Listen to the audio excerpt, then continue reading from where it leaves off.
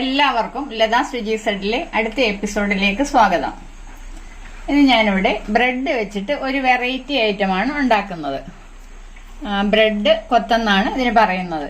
അപ്പം നമുക്ക് ഇതിനു വേണ്ടി ആവശ്യമുള്ള സാധനങ്ങൾ എന്തൊക്കെയാണെന്ന് ആദ്യം ഒന്ന് കണ്ടു നോക്കാം. അതിനു വേണ്ടിയിട്ട് ഞാനിവിടെ ഒരു 8 പീസ് ബ്രെഡാണ് എടുത്ത് വെച്ചിരിക്കുന്നത്.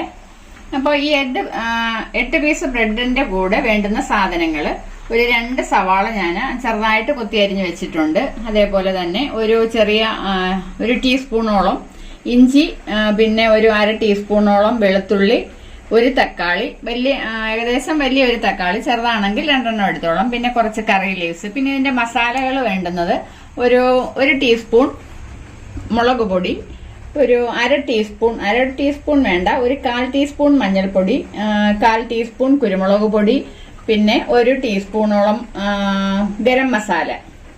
ഇത്രയും മസാലകളാണ് നമുക്ക് വേണ്ടത്. പിന്നെ നമ്മൾ ഈ ഉള്ളിയൊക്കെ ഒന്ന് വഴറ്റിയെടുക്കുന്നതിന് വേണ്ടി ഞാനിവിടെ ബട്ടറാണ് ഉപയോഗിച്ചിരിക്കുന്നത്. അതിന് വേണ്ടിയിട്ട് 1 പീസ് ബട്ടർ വേണം. പിന്നെ നമ്മൾ ഇതിന് വേണ്ടിയിട്ട് 3 മുട്ട, 8 പീസ് ബ്രെഡ് എടുക്കുമ്പോൾ ഏകദേശം ഒരു 3 മുട്ടയെങ്കിലും നമ്മൾ എടുക്കണം. പിന്നെ ആവശ്യത്തിന് ഉപ്പ്, പിന്നെ ഇതിന് കുറച്ച് ഒരു 3-4 ടീസ്പൂണോളം പാലും വേണം. ഇത്രയും സാധനങ്ങൾ വെച്ചിട്ടാണ് നമ്മൾ ഈ ഒരു ബ്രെഡ് കൊത്ത് ഉണ്ടാക്കുന്നത്. അപ്പൊ നമുക്ക് ഇതെങ്ങനെയാണ് ചെയ്യുന്നതെന്നൊന്ന് കണ്ടു നോക്കാം. അപ്പൊ ആദ്യം നമുക്ക് ഈ മുട്ട 3 ഒന്ന് പൊട്ടിച്ചൊരു പാത്രത്തിലേക്ക് ഒന്ന് ഒഴിച്ചു കൊടുക്കാം.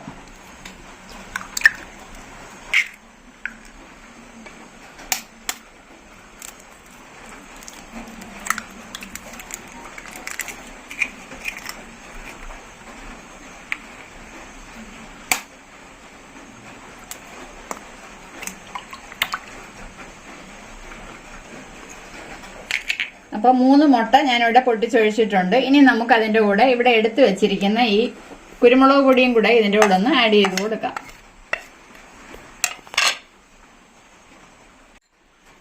കുരുമുളക് പൊടി ഞാൻ ഇട്ട് കൊടുത്തിട്ടുണ്ട്. ഇനി ഒരു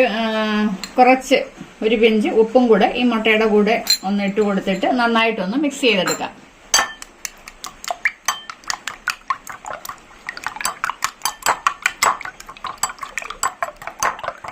ഇതേപോലെ ഒന്ന് നന്നായിട്ട് ആ മുട്ട ഒന്ന് മിക്സ് ചെയ്തെടുക്കണം.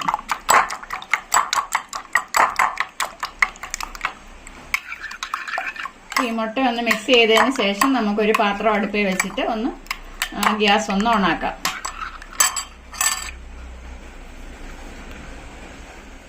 അപ്പോൾ ഇതിന് വേണ്ടിയിട്ട് ഞാനൊരു പാത്രം അടുപ്പിൽ വെച്ചിട്ടുണ്ട്. അപ്പൊ നമുക്ക് ആദ്യം ഇതിനകത്തിലോട്ട് ഈ ബട്ടർ ഒന്നിട്ട് കൊടുക്കാം. ബട്ടർ ഒന്ന് മെൽറ്റായി വരുമ്പോഴത്തേക്ക് നമുക്ക് അതിന്റെ കൂടെ സവാള ചേർത്ത് കൊടുക്കാം.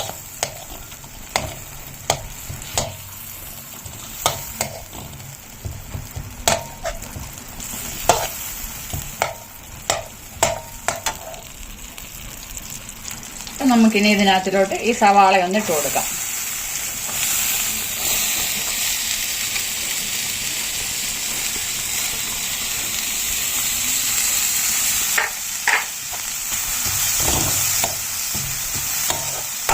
സവാള ഇട്ടിട്ട് കുറച്ച് നേരം ഒന്ന് വഴറ്റി കൊടുക്കാം.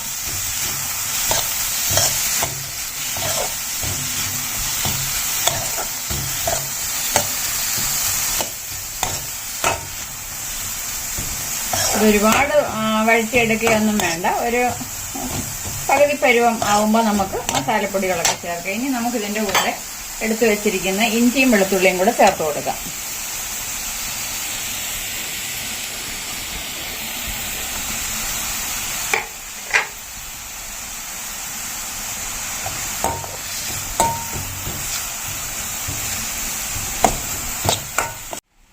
അപ്പൊ നമുക്ക് ഈ ഉള്ളി ഒന്ന് വഴണ്ടി വരുന്ന സമയം കൊണ്ട് നമ്മൾ ഈ എടുത്തു വെച്ചിരിക്കുന്ന ബ്രെഡ് ഒന്ന് ചെറിയ ചെറിയ പീസാക്കി കട്ട് ചെയ്തെടുക്കണം.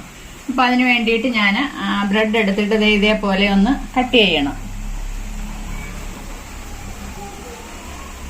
കണ്ടോ, ഇതേപോലെ കട്ട് ചെയ്തെടുക്കുക.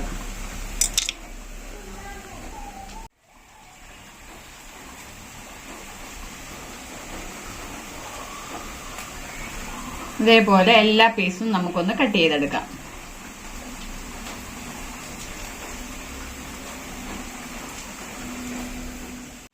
അപ്പൊ ഞാൻ ഈ ബ്രെഡ് എല്ലാം ഇതേപോലെ ഒന്ന് കട്ട് ചെയ്ത് വെച്ചിട്ടുണ്ട്.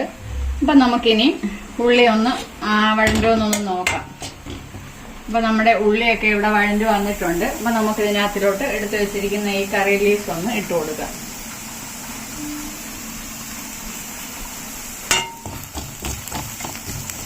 അതിനുശേഷം നമുക്ക് എടുത്തു വെച്ചിരിക്കുന്ന മസാലപ്പൊടിയും കൂടെ ചേർത്ത് കൊടുക്കാം. ഇതിന്റെ കൂടെ ഞാൻ ഈ ഉള്ളിക്ക് ആവശ്യത്തിനുള്ള ഉപ്പും കൂടെ ഒന്ന് ചേർത്ത് കൊടുക്കുന്നുണ്ട്.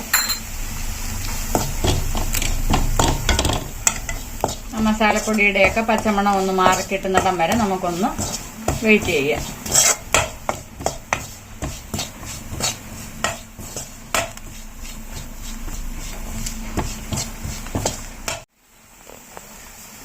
അപ്പൊ നമ്മുടെ മസാലപ്പൊടിയുടെയൊക്കെ പച്ചമണം ഒന്ന് മാറി വന്നിട്ടുണ്ട്. നമുക്കിനി ഈ തക്കാളിയും കൂടെ ഒന്ന് ചേർത്ത് കൊടുക്കാം.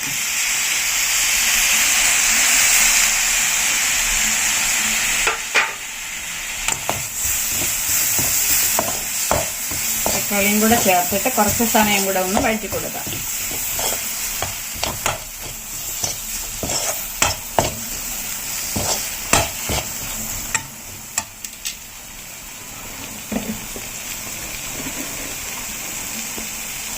മുമ്പ് ഞാൻ പറയാൻ വിട്ടുപോയ ഒരു കാര്യമാണ്, ഒരു അര ടീസ്പൂണോളം പഞ്ചസാര കൂടെ ഞാൻ ഇതിനകത്തിൽ ചേർത്ത് കൊടുത്തിട്ടുണ്ട്.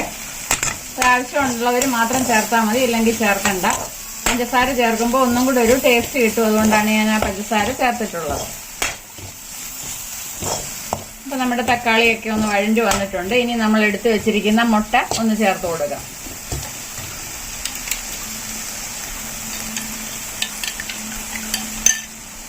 ഇതിലെ പകുതി നമുക്കൊന്ന് ഒഴിച്ചു കൊടുക്കാം.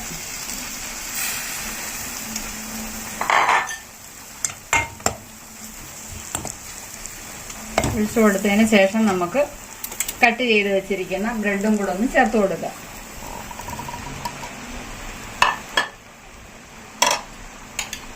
അതിനുശേഷം നമ്മൾ ബാക്കി വെച്ചിരിക്കുന്ന മുട്ടയും കൂടെ ഇതിന്റെ കൂടെ ഒന്ന് മിക്സ് ചെയ്ത് കൊടുക്കാം.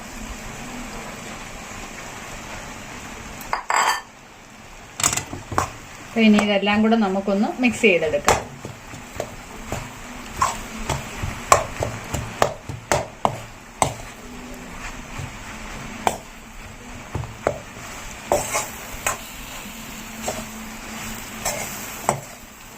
ഇത് നമ്മളിങ്ങനെ മിക്സ് ചെയ്യുന്ന സമയത്ത് ഇതിന് നനവ് കുറവാണെന്ന് തോന്നുവാണെങ്കിൽ അതിനുവേണ്ടിയാണ് നമ്മളിവിടെ പാലെടുത്ത് വെച്ചിരിക്കുന്നത്.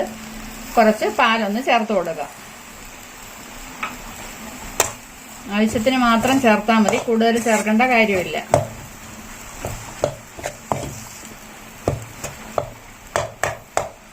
ഇതേപോലെ നമുക്ക് മിക്സ് ചെയ്തെടുക്കാം. അപ്പൊ നമ്മുടെ ബ്രെഡ് കൊത്ത് ഇവിടെ റെഡി ആയിട്ടുണ്ട്. ഇനി നമുക്ക് ഈ ഫ്ലെയിം ഒന്ന് ഓഫ് ചെയ്യാം. എന്നിട്ട് നമുക്കിത് മറ്റൊരു പാത്രത്തിലോട്ടൊന്ന് സെർവ് ചെയ്യാം. നമ്മുടെ ബ്രെഡ് കൊത്ത് ഞാൻ ഇവിടെ ഒരു പാത്രത്തിലോട്ടൊന്ന് സെർവ് ചെയ്ത് വെച്ചിട്ടുണ്ട്. ഈ ഒരു ബ്രെഡ് കൊത്ത് നമുക്ക് ബ്രേക്ക്ഫാസ്റ്റിനായാലും അതുപോലെ 4 മണിക്കായാലും രാത്രിയിലെ ഭക്ഷണത്തിനായാലും ഏത് സമയത്തും നമുക്ക് പെട്ടെന്നൊന്ന് ഉണ്ടാക്കി കഴിക്കാൻ പറ്റുന്ന ഒരു റെസിപ്പിയാണിത്. എല്ലാവരും ഒന്ന് ട്രൈ ചെയ്ത് നോക്കുക. നല്ല ടേസ്റ്റിയാണ്. കുട്ടികൾക്കൊക്കെ പെട്ടെന്ന് നമുക്ക് ഉണ്ടാക്കി കൊടുക്കാൻ പറ്റും. അപ്പൊ നിങ്ങൾക്ക് എല്ലാവർക്കും ഈ ഒരു റെസിപ്പി ഇഷ്ടപ്പെട്ടിട്ടുണ്ടെങ്കിൽ എന്റെ ചാനൽ ഒന്ന് സബ്സ്ക്രൈബ് ചെയ്യണം, ലൈക്ക് ചെയ്യണം, ഷെയർ ചെയ്യണം. ഇനി അടുത്ത ഒരു നല്ല വീഡിയോയുമായി ഞാൻ വരുന്നതുവരേക്കും എല്ലാവർക്കും ബൈ.